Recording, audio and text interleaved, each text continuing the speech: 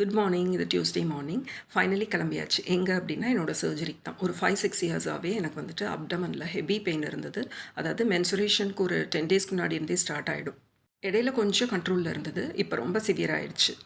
இப்போ ரீசெண்டாக செக் பண்ணதில் லாஸ்ட் இயரை விட யூட்ரஸ் வந்துட்டு சைஸ் கொஞ்சம் பெருசாகிடுச்சு. அதனால சர்ஜரி தான் பண்ணலான்னு சொல்லிட்டு. இது வந்துட்டு morning breakfast chapati, rajma gravy, அதுக்கப்புறமா எக் ஒயிட் போட்டு நிறைய கருவேப்பிலை போட்டு பொரியல். அதுக்கப்புறம் என் ஹஸ்பண்ட் என்கிட்ட ஸ்வீட் கேட்டுகிட்டே இருந்தாங்க. நான் கொடுக்கல. ஹாட் சாக்லேட் கொடுத்தா கொஞ்சம் இஷ்டமாக சாப்பிட்டுக்குவாங்க. அதுக்காக பண்ணியிருந்தேன்.